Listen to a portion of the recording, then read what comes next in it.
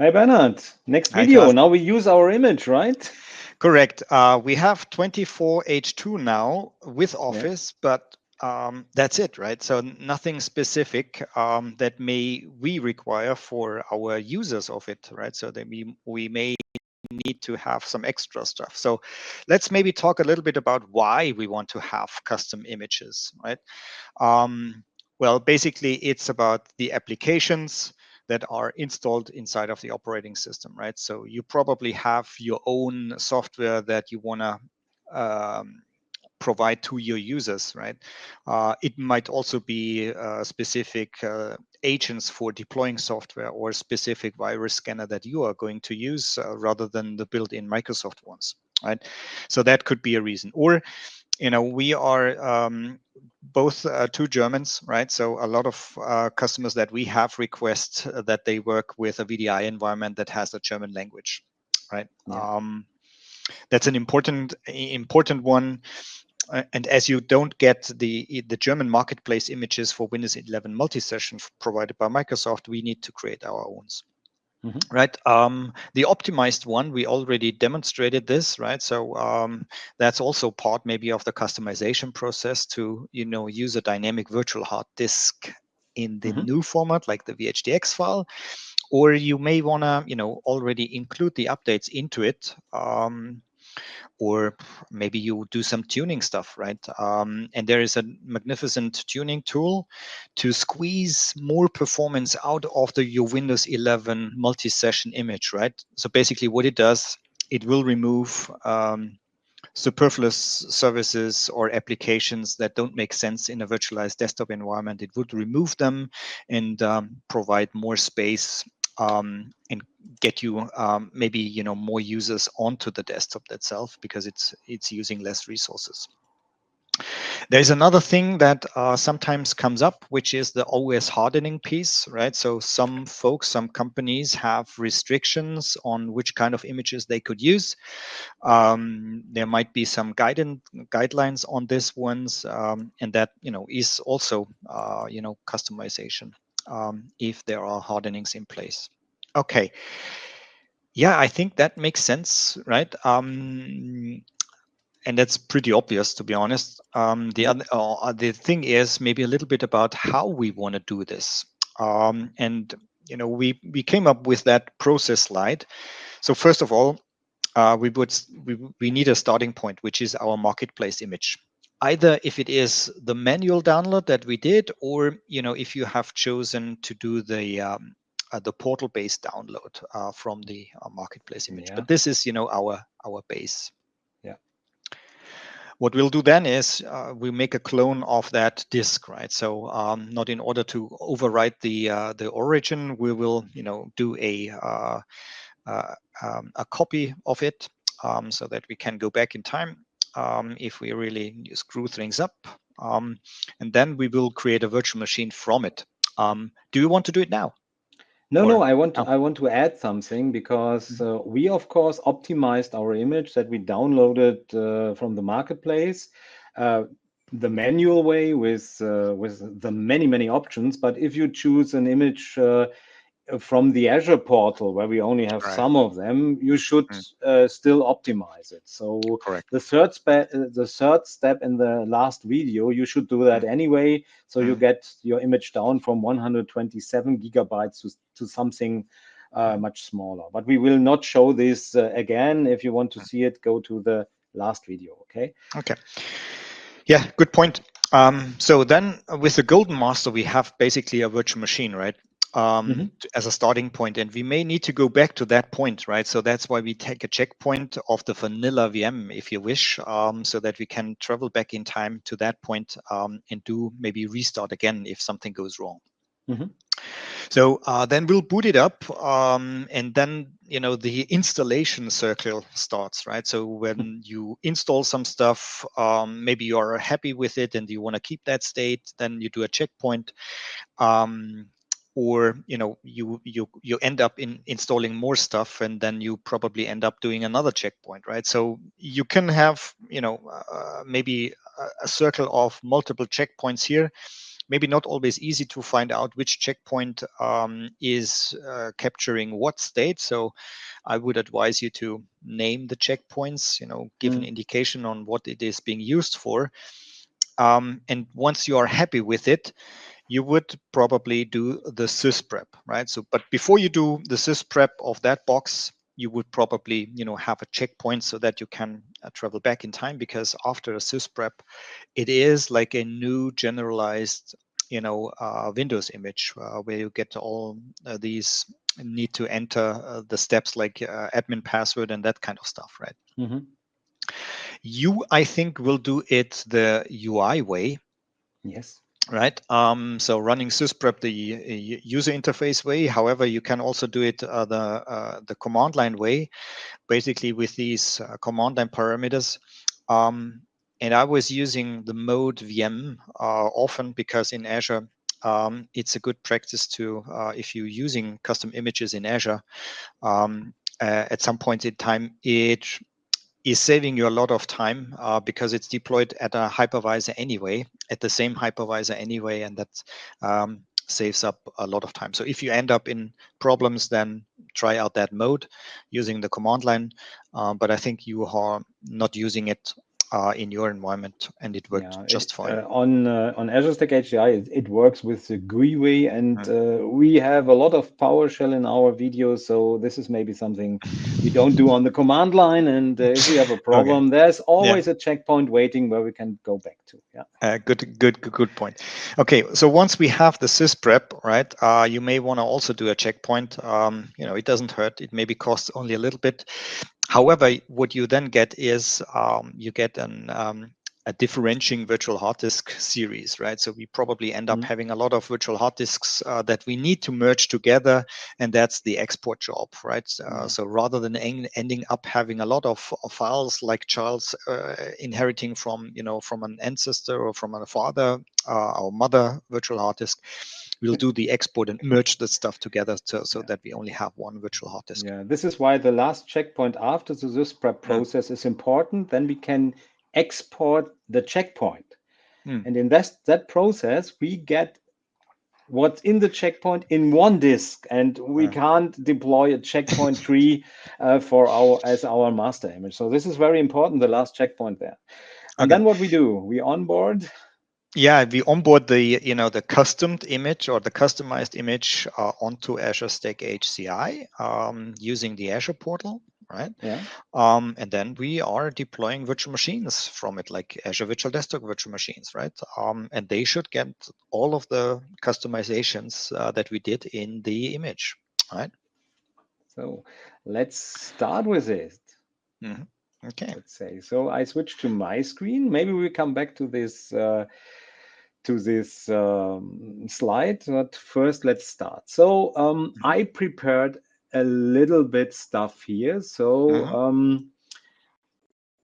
you maybe remember from the last video we did our we reduced our disk and converted to a VHDX in the image directory, and I took the liberty to create a directory with my golden image name. So I named it Windows 11 Multi-Session 24H2 Golden Master. And in this directory, I created a subfolder virtual hard disk because I like the structure of virtual machine that way. And in virtual hard disk, I copied already the image, so we don't have to wait for the 20 gigabytes to copy here. Perfect. So now we want to create a virtual machine. Bernhard, do you want to add something? No, all good. All good. Okay. So I opened on a management host, I opened the good old Hyper-V manager, because this is also the possibility to do checkpoints in the GUI and not with PowerShell. And I know a lot of people like the GUI stuff. So I will now create a virtual machine on our node 3. So I will say new virtual machine. Then there is the wizard. I take the same name we have here. That's important. Otherwise, it will create another directory. So let's go here. And I choose the path. This is the default path. We didn't change that on Azure Stack HCI. So I have to go to, let's say here, C, cluster storage, collect, and here is our directory. And now important, if you choose the directory, we have it now here, and you tick this checkbox, it will create this directory as subdirectory here. I don't want that, so I remove this one. So now it will create this directory here, but it's already there. Yeah, so this is the right path. I want a generation 2 VM. Of course, we give the machine, that's not very important, but we give it 8 gigabytes. We will connect it to a network switch. And now we don't create a new disk. We have already our disk, so we have to choose it. Again, choose the path.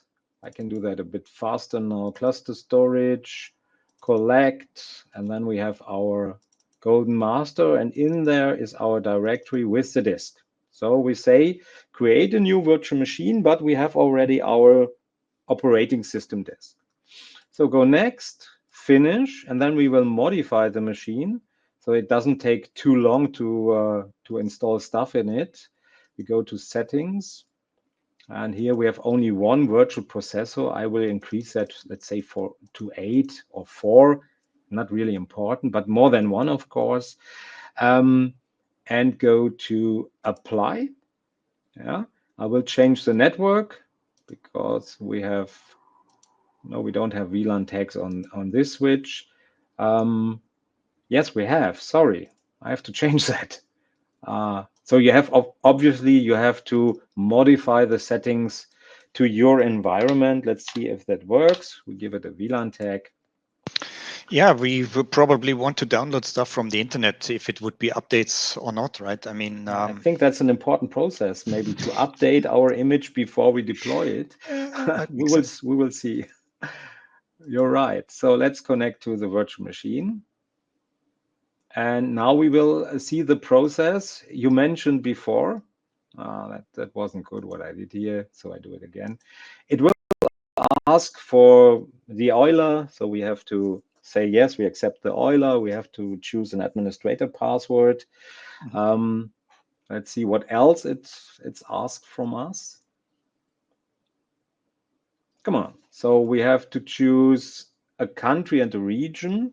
You can go with that, or we can modify it to German. Should we change it? Maybe the keyboard would be nice, because I have a German keyboard, not a German keyboard. Yeah, I mean, that is part of every Sysprep process, or basically, like, if you restart after a Sysprep thing, right? So that dialog should come in one more time. But yeah. Anyways, I mean, do whatever you feel comfortable with it.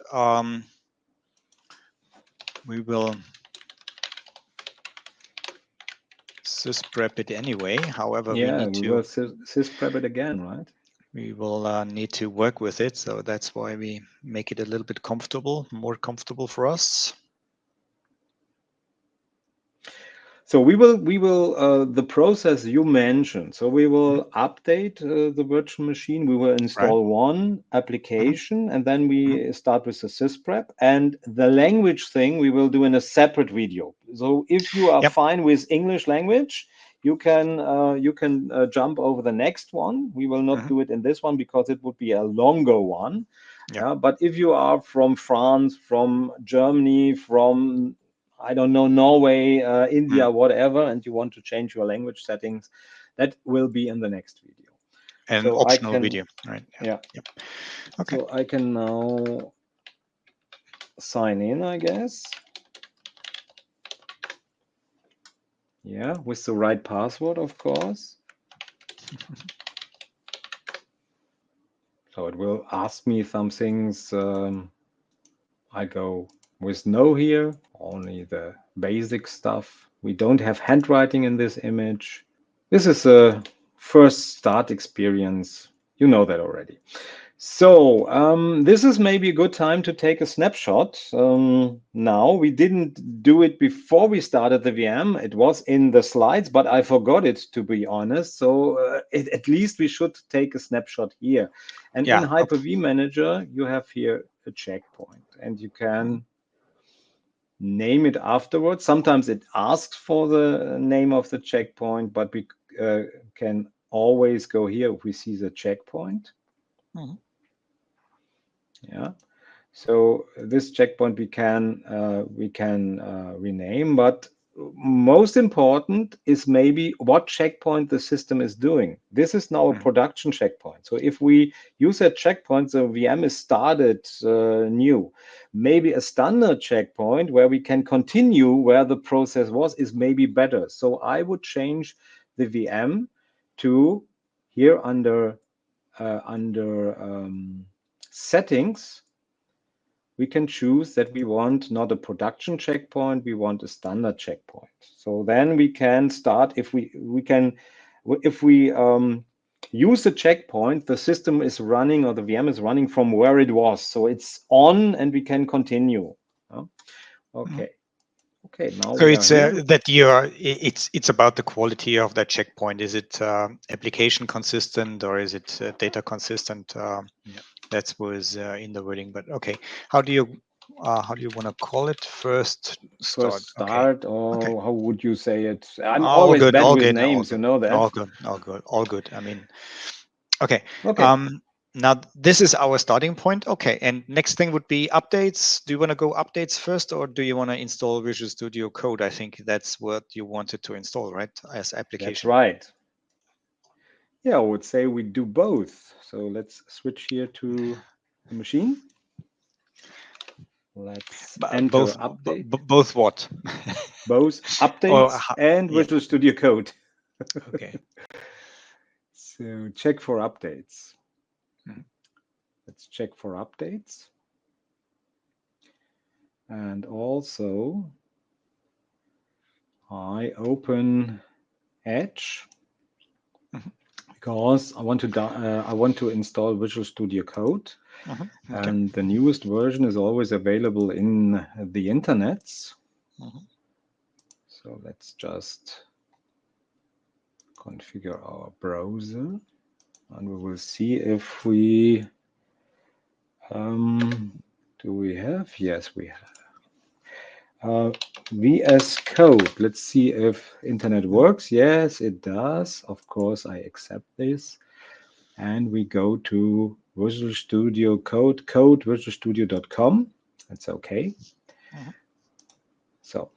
So now we could just download Visual Studio Code, but unfortunately, this is a version that is only for the user who is installing it. So we are in a multi-session host, and when we install applications, we want to install them in a multi-user mode, so that every user can use them.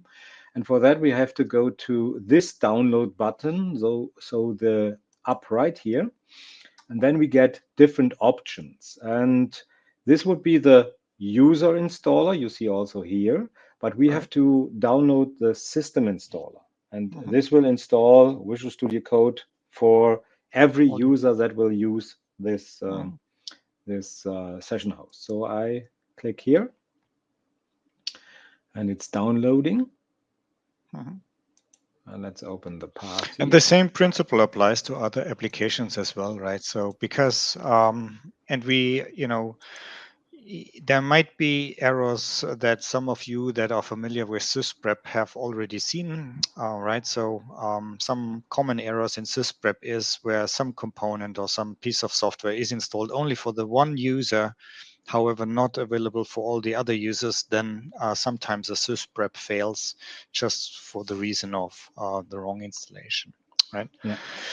Okay. So here we have updated some security patches, and we are offered a big one, a cumulative update preview, but I would skip that because this will take a while and it's a preview. So it's not the usual thing I say. Or what would you say? Should we install this? No, it's an No, I optional think, update. yeah, as it is previews, I mean, you can do it. However, I agree. I mean, it's just for the, we did some updates. That should be it for the demonstration, right?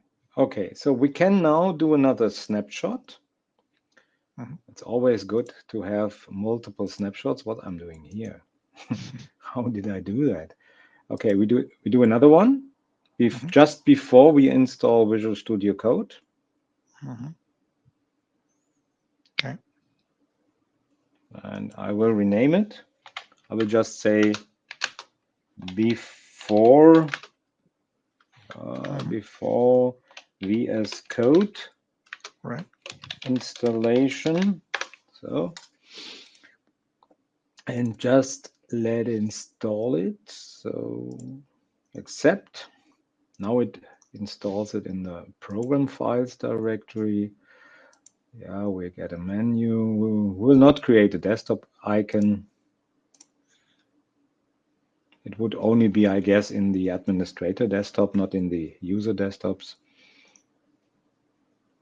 And installing applications in a multi-session host or RDS host is, of course, something we can only touch, and that's not our expertise. There are a lot of videos out there and information, so look that up. I will not launch Visual Studio. I will just finish it. So now I have installed it, and now let's do a Sysprep. One comment maybe to the applications in general. So for some of the applications, they bring their own internal update mechanism, right? So there is software out that checks for itself, for its specific version, hey, is there an update available or not for me? At some point in time, it might be useful to disable this process because you're not intending to have the user to see the update dialog. It's something that you provide for the user, right? So if an update occurs, it would be you creating a new version of that image and doing that image and distributing it to the users, right? Yeah, that's totally right. So let's do the Sysprep. So the Sysprep is placed under Windows. Then we have the System 32, and then we have a Sysprep. So here we have the Sysprep application, and you can call it on a command line or PowerShell, or you can just do it here, and you have a little graphical tool. So let's here, and we have to decide if we want the out-of-the-box experience or the audit mode. We want the out-of-box experience, and we want to generalize the image or the system, and we want to do it while we shut down the system. So if we do the reboot, it will generalize the system and then restart the system and ask the questions again. But we want to have an image that has a state. So let's just do it, and then we will see if we have some problems, because if we get problems with the Sysprep process, it will mention it here, and then there is a directory in the Sysprep folder where we can check for the problem. So it would be in the Panther directory here. Correct. Yeah. You want to say something, Bernhard? No, exactly this, right? So if you are fast, then you could move to that folder and demonstrate it to the users. However, in case anything happens, that would be the go-to place for troubleshooting. I open the PowerShell. No, I don't want this. So let's move it up here. Go to Windows, System 32, Sysprep. That one was that was not. Come on. Sysprep, and then we have the Panther directory, and my keyboard is. So here we have some files, and it's shutting down. So everything went well. It will be shut down, and then we do another snapshot or checkpoint. Sorry, snapshot is the old name, checkpoint. And then we can export the directory. So for that, I want to go to the virtual machine directory to show the different files where the problem is. Oh, this is very small. Now it's bigger. Okay, here's our directory. And in virtual hard disk, we have our image and Yep. 2 AVDX files. So these are differentiating disks that are based on this one. And if we take this disk now as our image, it would be when we did our first snapshot. So there would not be Visual Studio in there. There would be not any patches in there. Our actual version is consists of all 3 disks. So I can't take this one and I can't take the 3 of those. So we have to do another snapshot that we now have the state with the finished Sysprep process. So we'll do it again. Where is it? Checkpoint. I said snapshot again. That's an old name. So when I say snapshot, of course, I mean a checkpoint. So now we do rename it again and say F2 after Sysprep. Okay.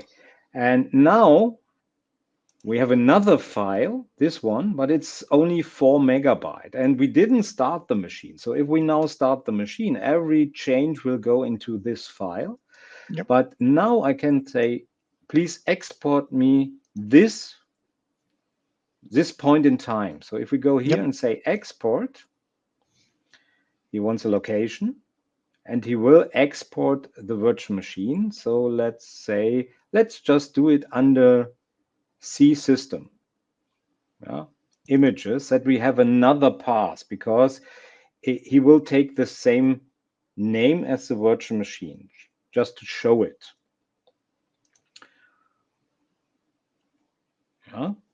So I will open another file explorer.